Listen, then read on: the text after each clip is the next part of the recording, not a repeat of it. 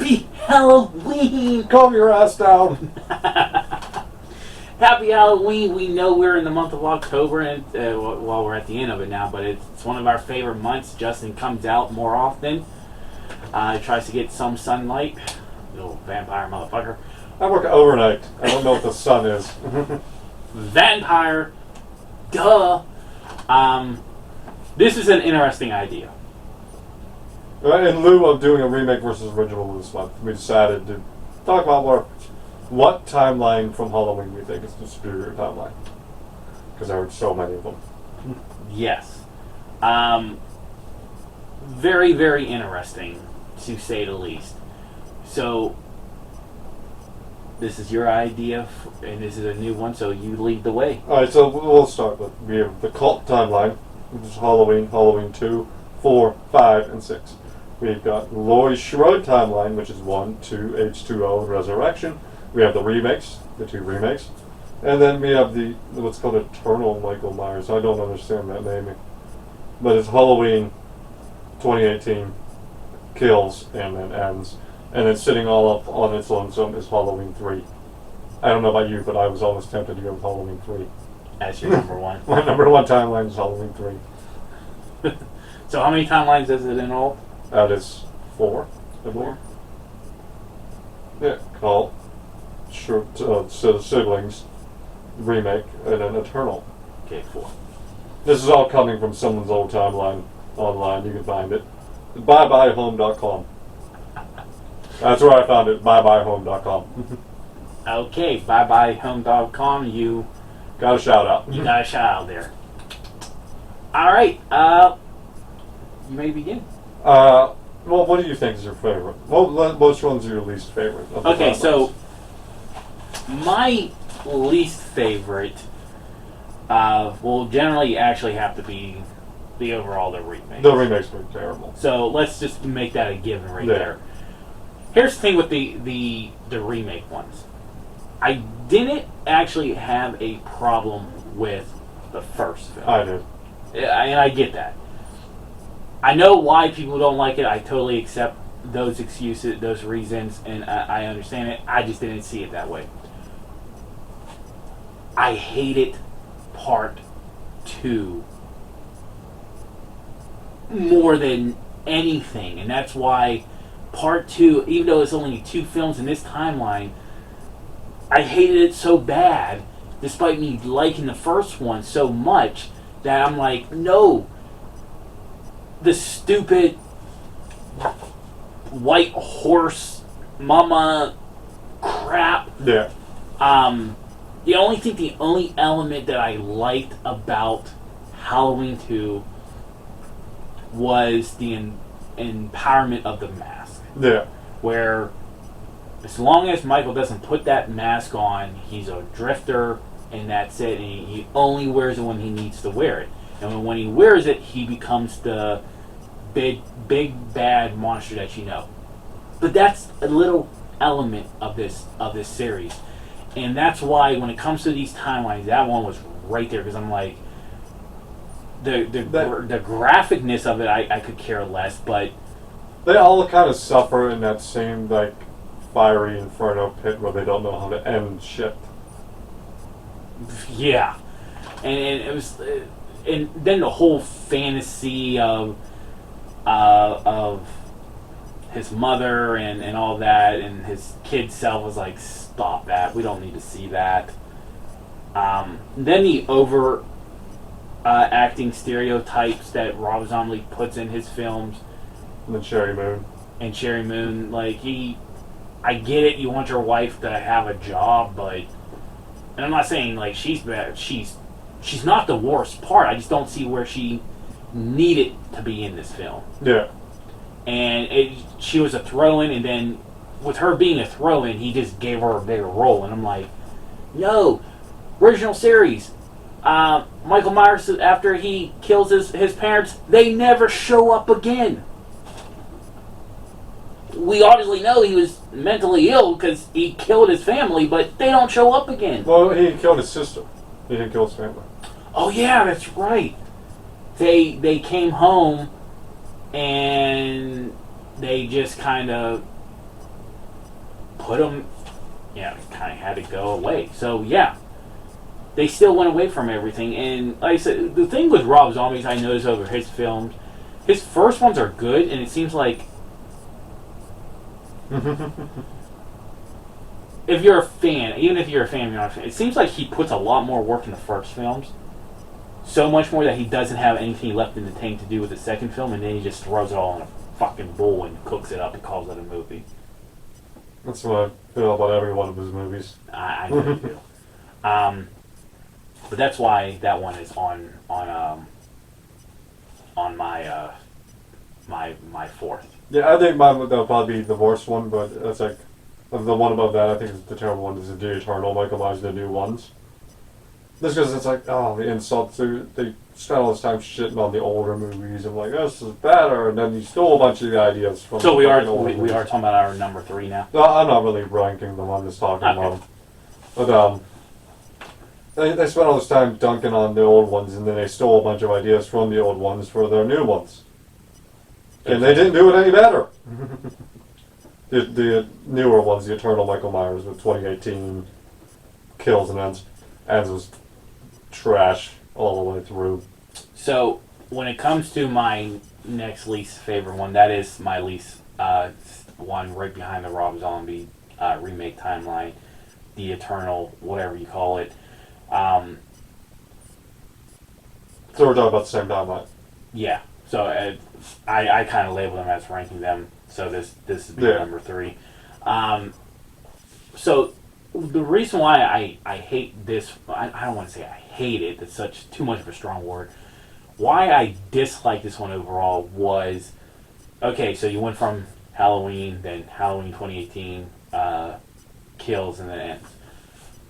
I get why you did it, but I hate the fact that you failed to explain why Michael Myers went after those groups of kids in the original film. Because you said you're taking out the myth that they were brother and sister. Okay, then explain to me why. Well, the thing is, I think they wanted to go with it was just a random fixation he had on Laurie, but they never finished telling that story. Yeah, so therefore, it being unfinished, you still have yet to tell me why these two have this history and so forth. Halloween ends. They could have went with a great idea. They could have did a passing of the torch. And they didn't. They built up a new Michael Myers. He took that feel of it, he ran with it, and he was like, boom. And then you kill him. And I'm like, that wasn't good either. The new killer, he was terrible. And I get that, but that was better than what they overall did. He went from getting beat up by the band to being able to beat up Michael. But I get the empowerment that he felt. Like, yeah, a real empowerment. I'm taking on the band first. But still, nonetheless, they had a great idea with passing the torch along. And they just fell flat, and then they fed him to Laurie Strode and killed him. Why? And then you're going to kill... Look, if you want to reboot this franchise, we're going to get the same stuff over again. You didn't have to do it that way, and that's why that's really my 3s and 4s of least favorite of each storylines. Well, I think next up, we should be talking about the Cult series. 1, 2, 4, 5, and 6. Yes, that is... Because I think what they did to Jamie Lloyd's character in 6 is far worse than what they did to Laurie Strode in Resurrection.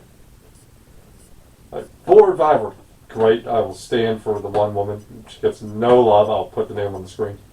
But what they did to Jamie Lloyd, she was kidnapped and impregnated by Michael's bastard child, I believe it was, or the old guy's bastard child, and then killed. That's what you did with Jamie. Yeah. That's what you did with fucking Jamie. Yeah, it wasn't Michael's kid. It's to keep Michael's hunger of killing, they needed a next generation member of his bloodline or some god awful thing. So yeah, There's so so much potential more to do with Jamie. That's what you fucking do with Jamie. Good. and we talked about in the Final Girls episode of Jamie Lloyd's character, and I praise because I'm like 4 and 5. You literally have a 7-year-old girl fighting this monster Yeah. who can't even comprehend that this is her uncle. Why is he trying to kill me? Blah blah blah. She slowly learns, and then you feed her in 6. It's bad enough that this series killed off Laurie Strode with Jamie Lee Curtis. So you literally took your 2 biggest characters that could carry this on top with Michael. Well, there was like a decade in between deaths. Well, yeah, but still Yeah. overall, you're talking about in the timeline that both of these strong characters. Well, that are wasn't gone. the same timeline. Cult series ends in 6. H2O is a part of the sibling series. No, I know. That's what I'm talking about. Yeah. But, like, Halloween 1 and 2, Jamie, Laurie Strode's alive. Then she has a car accident and dies, leaving Jamie Lloyd. Well, no, I thought she faked her death. No, she that's faked her no death. H2O recons that to where she faked her death. Well, no, I thought she faked her death in the sibling. No, I thought it was fake death. No. And in the series that in this cult one, you're trying Halloween 2, 4, 5, and 6. They make it clear she died in a car accident. H2O recons that. That's why it's a new timeline. But so you still had 2 strong characters that would help carry Michael, and you kill him. Definitely, you had a 7-year-old girl going up against Michael. Yeah. And all for her to go 5 minutes within part 6. I think it's like 5 minutes or something. Oh, dual. I'd be surprised. But that leaves us with we actually agreed. The best timeline is the sibling timeline, Which is Halloween 2, H2O, and Resurrection. and it's H2O for me that does it, making it equivalent to Frankenstein, where Jamie has to face her monster. She can't keep running from it. Yeah. I agree. Halloween 1 and 2, good movie. H2O probably was a good final ending. Resurrection did kind of hurt it because everything that we got built up to this point went away in like 15 minutes. I'm alright with that. I have no problem with him killing Laurie in the first 15 minutes. And I'm agree in some ways because it's Because like... it ended, and then now what? And I didn't hate... I thought the acting was cringe, and some of the lines were cringe. Yeah. The roundhouse kicking. Now, was here's the cringe. one part that I kind of could justify Resurrection if they added this. Josh Hartnett's character, the son. Yeah. Where was he at in this whole at? Because if you're still building that, like, Michael wants to kill his family, he's still out there. Yeah. And that could have been a good transition link away from this and moving on to the next chapters if they would have continued on. But they took everything out, and then you give those one-liners. No doubt, I do feel like Resurrection, because of certain things, was the weakest link. No. I'd watch Resurrection before I watched Ends or Kills. No, for this time. Oh, yeah, this time. For this time. Resurrection was the weakest link, and it does hurt it a bit. But But it doesn't hurt it in enough comparison to to the drop other it. ones, Yeah, yeah. no, it doesn't hurt it enough to drop it out of the number 1 spot.